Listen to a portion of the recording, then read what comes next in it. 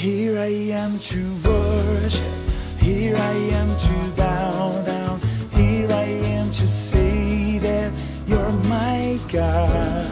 You're altogether lovely, altogether worthy. 할렐루야. 오늘도 말씀과 동행한 하루에 나오신 여러분들 축복하고 환영합니다. 9월 16일 목요일, 오늘도 예배함으로 우리의 삶이 거룩한 리듬으로 더 나아가는 그런 삶이 되었으면 좋겠습니다. 함께 기도하며 예배하겠습니다.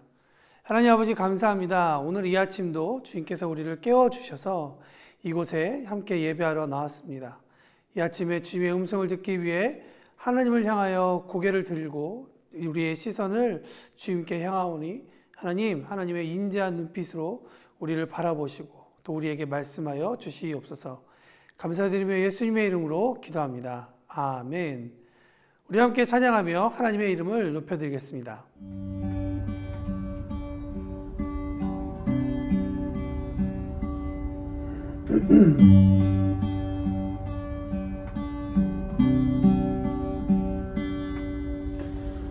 예수 우리 왕이여 이곳에 오소서. 보좌로 주여 임하사 찬양을 받아 주소서. 주님을 찬양하오니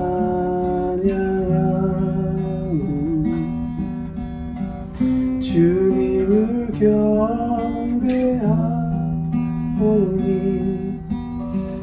왕이신 예수여 오소서. 좌정하사 다스리소서.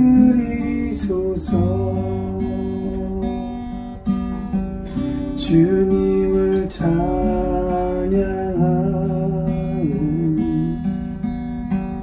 주님을 경배하오니 왕이신 예수여 오셔서 좌정하사 다스리소서. 좌정하사 다스리소서. 좌정하사 다스리소서.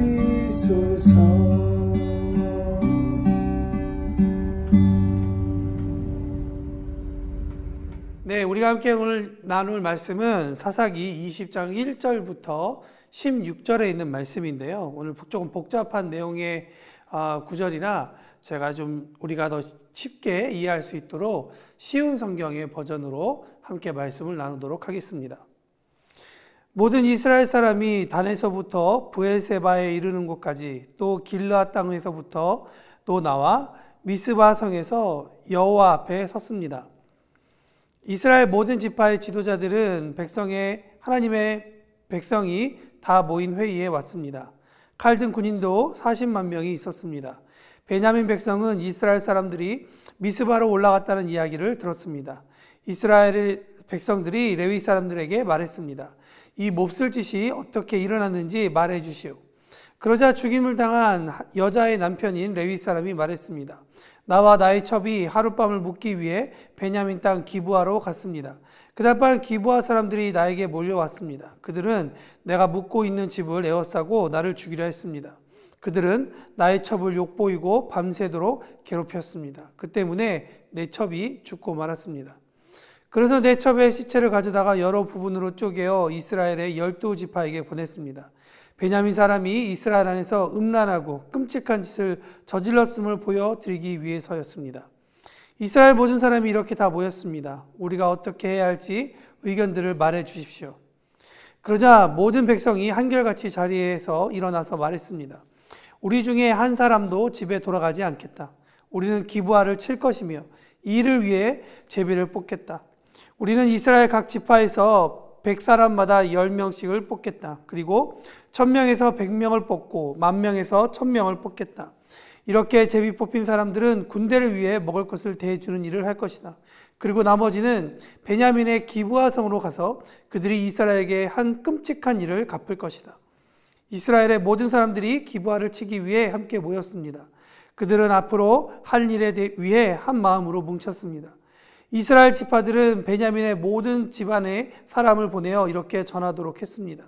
당신들 가운데 어떻게 이처럼 나쁜 일이 일어날 수 있소? 기브아의 그 나쁜 사람들을 우리에게 넘겨주시오. 그들을 죽여야겠소. 이런 악한 일은 이스라엘에서 없애버려야 하오. 그러나 베냐민 사람들은 자기들의 형제인 이스라엘 백성의 말을 들으려 하지 않았습니다. 베냐민 사람들은 각 성에서 나와 이스라엘 사람들과 싸우기 위해 기브아에 모였습니다. 그날의 각 성으로부터 나온 베냐민 사람들 중에는 칼을 잘 쓰는 군인만 2만 6천 명이 모였습니다. 또한 기브아에서도 700명이 뽑혀 나왔습니다. 기브아 사람들 중에서 뽑혀온 700명은 왼손잡이들이었는데 물매로 돌을 던져 정확하게 맞추는 사람들이었습니다. 아멘. 조금만 여유를 가지고 19장과 20장 그리고 18장을 한꺼번에 읽어보시면 아마 오늘 본문이 더 분명하게 드러날 것입니다. 채 5분도 걸리지 않는데요. 차 안에서 드라마 바이블, 요즘에는 이 앱이 좀 바뀌어서 공동체 성경 읽기로 바뀌었죠. 여러분 그걸로 들으시거나 아니면 대중교통에서 이 내용을 한번 읽으시면 좋을 것 같습니다. 오늘 말씀을 듣기 전에 잠시 영상을 멈춰 놓고 읽으셔도 큰 도움이 될 거라고 생각합니다. 저는 오늘 본문 말씀을 읽으면서 또 이런 생각을 해보았습니다. 오늘 우리가 함께 읽은 말씀을 나누기 전에 잠깐 이 본문을 놔두고 다른 곳을 한번 가보기를 원합니다. 누가복음 21장 13절에서 33절 말씀인데요. 이 말씀을 보면 예수님께서 인류의 죄를 사해 주시고 부활하시고 난 다음에 일어난 직후의 사건들을 기록한 내용이 있습니다. 막달라 마리아, 요한나, 그리고 야고보의 어머니 마리아, 그리고 다른 여인들은 예수님의 빈 무덤을 보고 주님이 부활하셨다라는 것을 11 제자들과 나머지 사람들에게 전달하였습니다. 그런데 베드로를 제외한 나머지 사람들은 말 같지도 않은 이야기하지 마라 라는 식으로 이야기하며 오히려 그 여인들의 부활의 소식을 무시하는 모습을 보게 됩니다. 베드로는 우리가 알다시피 바로 무덤으로 뛰어가는 그런 모습을 보였죠. 아마도 믿지 않았던 사람들 중에 두 제자가 그날 예루살렘으로부터 엠마오라는 곳으로 가기 시작했습니다. 둘은 내려가는 동안 그동안 있었던 일에 대해서 토론하기 시작했습니다. 그런데 토론 중에 그들과 함께 한 사람이 서 있었는데, 함께 걸어갔는데 그분이 바로 예수님이었습니다. 여러분, 이 제자들의 이름이 또한 이 제자들이 어떤 사람인지 정확하게 알지 못해서 안타깝긴 하지만, 만약에 이들이 예수님과 함께 다녔던 그 예수님의 참 제자였다면 3년 동안이나 예수님과 함께 동행하면서 예수님이 어떠신 분인지 너무나도 잘 알기 때문에, 만약 그들이 정말 예수님이 옆에 있어서 함께 걸어갔다면 그들은 바로 알아보아야 할 것입니다. 그러나 오늘 성경은 누가복음 21장 16절은 그들의 눈이 가리워져서 그들의 스승을 보지 못했다라고 이야기하고 있습니다. 누가복음 11장 34절은 이야기합니다. 내 몸의 등불은 눈이라. 내 눈이 성하면 온 몸이 밝을 것이요 만일 나쁘면 내 몸도 어두우리라. 예수님이 제자들과 같이 걷고 있는데 제자들은 그분이 누구신지를 알지 못했다는 것이죠. 그런데 오늘 본문을 바라보면 결국에 제자들은 눈이 열렸다라는 것을 성경은 이야기하고 있습니다. 그렇다면 어떻게 해서 제자들의 닫혔던 눈이 열렸을까요? 내용을 보면 4가지 프로세스를 통해 우리가 정리할 수 있을 것 같습니다. 첫 번째, 예수님과 제자들이 대화를 한 모습이 등장합니다. 두 번째, 저녁을 함께 묵으면서 식사를 했다라고 나옵니다. 세 번째, 그 식탁은 일종의 마지막 만찬과 같은 성찬식이었다라고 기록되어 있습니다. 그러자 제자들의 눈이 밝아졌고 예수님을 알아본 순간 31절에 보면 주님은 살아계셨다라고 이야기를 하고 있습니다. 이 내용을 정리해 보면 이런 것 같습니다. 제자들과 예수님의 대화, 그리고 성찬의 예배가 가리워진 눈을 열어주었다, 열게 되었다라고 이야기할 수 있는 것이죠. 예수님과의 대화 그리고 예배. 여러분 오늘 본문으로 다시 한번 돌아가기를 원합니다. 사사기 19장부터 21장에 이 젊은 제사장은 율법에 대해서 잘 알고 있었던 사람이지만 그의 일상에서는 제사장으로서도 하나님의 백성으로서도 그리고 한 인간으로서도 그의 눈이 철저하게 어두워져 있음을 여러 사건을 통해 사사기는 우리에게 이야기하고 있습니다. 아론의 첫 제사를 기록하고 있는 레위기 9장은 아론이 제사장 위임식이 끝나고 난 다음 날 아론을 위해 속죄제와 번제 제물을 준비하고 백성을 위해서도 속죄제와 번제와 화목제와 소제 제물을 드리도록 모세가 명했습니다. 그 이유는 무엇인가?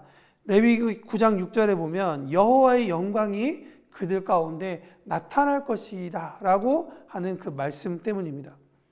그 모든 사건이 하나님의 영광이 드러나기 위한, 하나님의 영광이 모든 공동체 가운데 임하시기 위함이다라는 것이 그런 아론의 그러한 제사장 등급 그리고 제사를 통하여서 보게 되는 것이죠. 그런데 이 젊은 레위 제사장은 첩을 들인 자신의 죄로부터 이 모든 사단이 일어났다는 것을 알지도 못한 채 자신의 행동은 의롭기에 당한 일들에 대해서 분노하고 억울하게 생각하여서 억울하게 죽은 첩의 시신을 끔찍하게 훼손하여 이스라엘 전체에 내전을 일으키게 하는 심각한 죄를 저지르고 있다는 것입니다. 그럼에도 불구하고 그의 눈은 여전히 어두워져서 자신이 도대체 무슨 짓을 하고 있는지, 어떤 행동을 하고 있는지 알지 못했다는 것이 가장 큰 비극이라고 생각합니다. 눈이 어두운 자는 예수님께서 동행하셔도 알아보지 못합니다.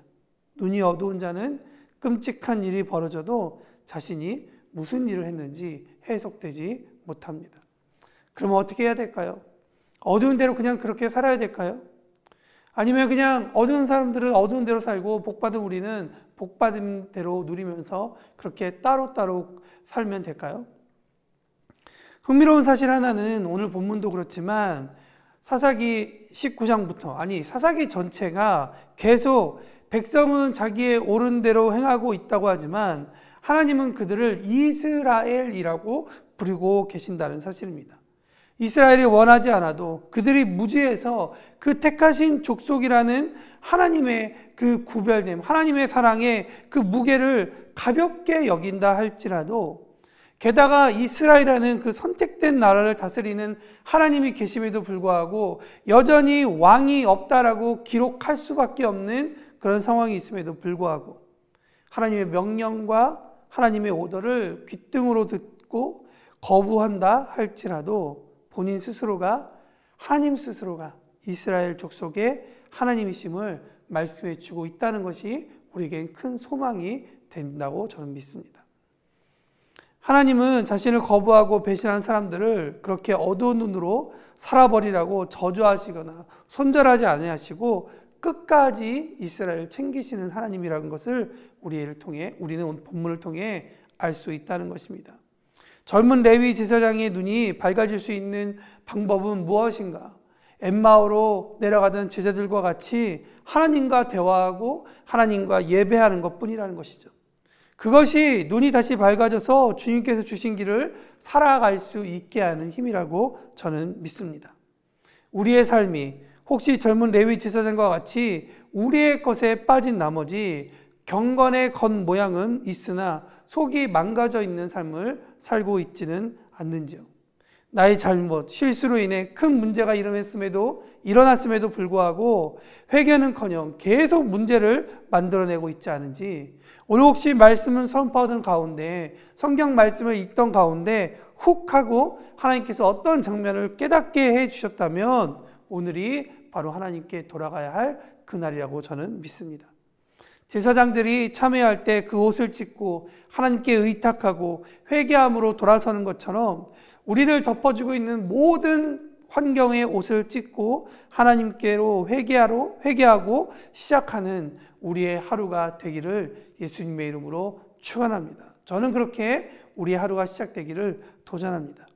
이 시간 함께 기도하며 나아갈 텐데요. 오늘 말씀이 선포되는 동안 회개할 장면을 기억하게 하셨을 텐데 지금은 괜찮아 보이는 우리의 겉모양의 옷을 찢어버리고 회개하며 나아가게 하여 주시옵소서.